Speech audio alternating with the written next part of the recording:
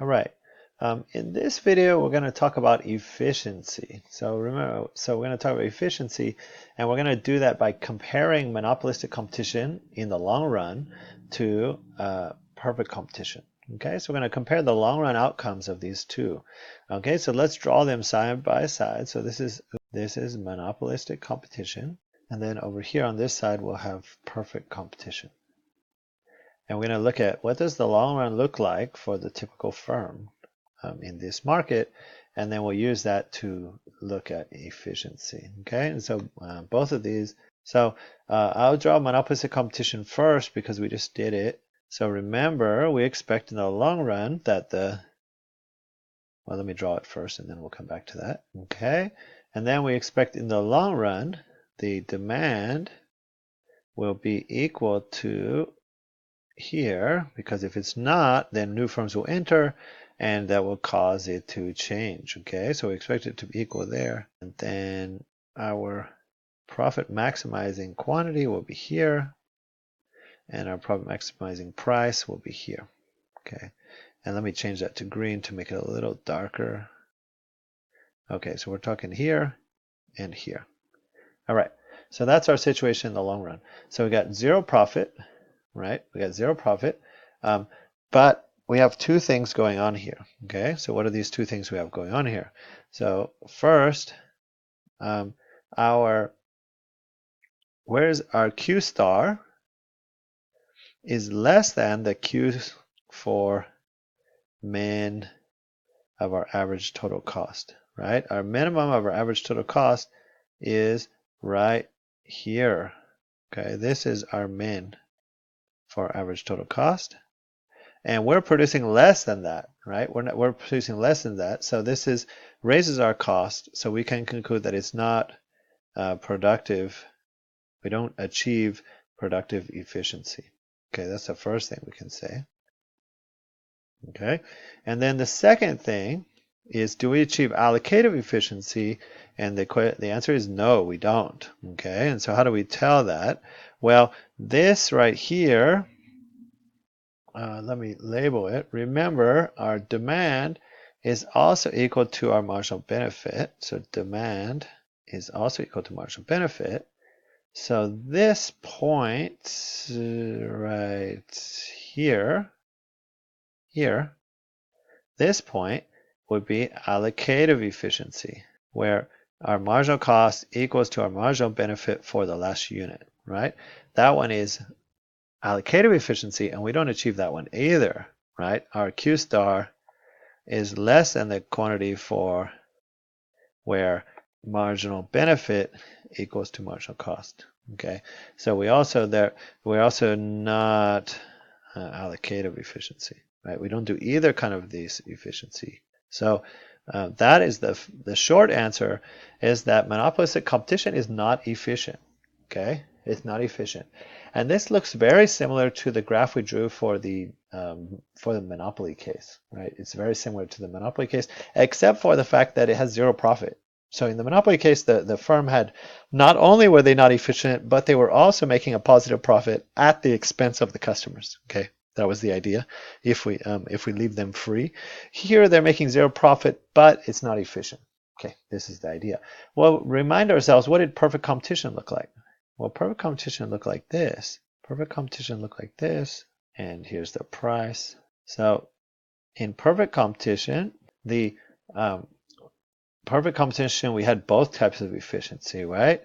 We produced at lowest possible cost, right? The minimum at the min of ATC, and where marginal benefit equals to marginal cost for the last unit. Okay, for the last unit. So for the perfect competition case, and you can go back and look at that unit if you don't remember that part. But for perfect competition case, we were efficient, right? We achieved both types of efficiency. Okay, so we achieved both types of efficiency in the perfect competition case.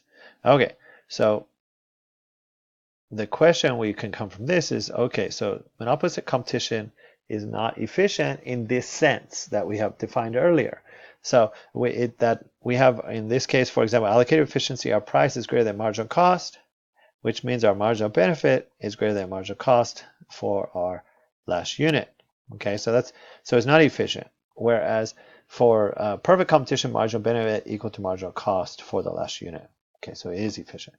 So what does this mean?